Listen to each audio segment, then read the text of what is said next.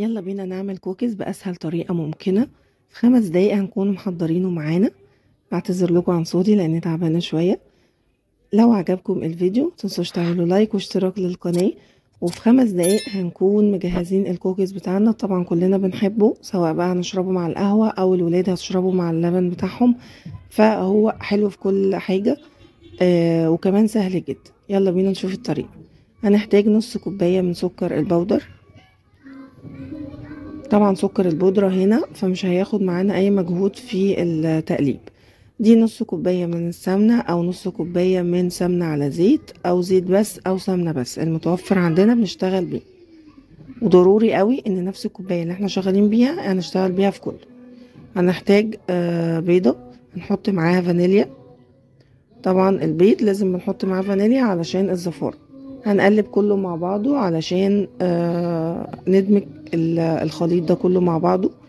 مش محتاجين لا خلاط ولا محتاجين مضرب، هو مضرب يدوي او شوكة او معلقة كمان، يعني الموضوع مش صعب خالص. هنقلب لحد ما نحصل على قوام، يعني خلاص بقى قوام كريمي كده. احنا كده اتأكدنا ان كله دخل في بعضه اهو زي ما انتم شايفين كده. خلاص كده احنا تمام. هنحط 1.5 كوباية من الدقيق. زي ما انتم شايفين هي نفس الكوباية بنعاير بيها كله عشان ما نتلخبطش في المقادير.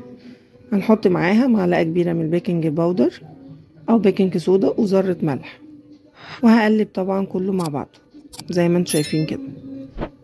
هنفضل نقلب لحد ما خلاص بقى كل الخليط يندمج مع بعضه اهو. نقلب بمعلقة او سباتولا زي ما انتوا عايزين، الموضوع مش صعب خالص.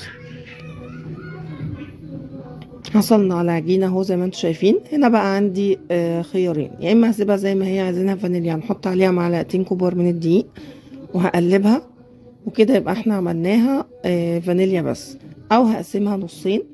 اخد النص الاولاني هحط عليه معلقة كبيرة من الدقيق وهنقلبه لحد ما العجينة تكون متماسكة معايا اهو زي ما انتوا شايفين كده.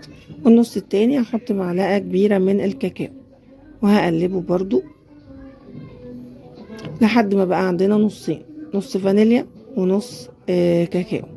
هنا بقى هنعود شوكولات شيبس او فورماسيلا، او ممكن نسيبها زي ما هي زي ما انتوا عايزين. بناخد كور صغيرة جدا عشان هو بينفش في الفرن، فبناخد كور صغيرة جدا ويبقى بطاطها بسيط قوي، وبعدين بنزل عليها في الشوكولات شيبس كده اهو زي ما انتوا شايفين. شكله حلو جدا يا جماعة، وبيبقى حلو قوي في المناسبات وفي اعياد الميلاد وفي الايام العادية.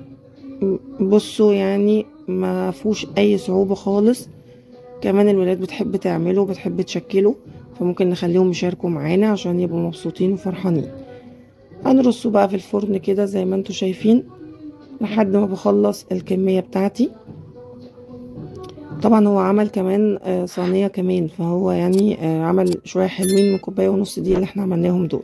وبندخله على درجة حرارة 150 بتكون متولعة قبلها لحد ما بيستوي معانا وبيبقى بالجمال اللي انتوا شايفينه ده. ولو عجبكم الفيديو متنسوش تعملوا لايك واشتراك للقناة.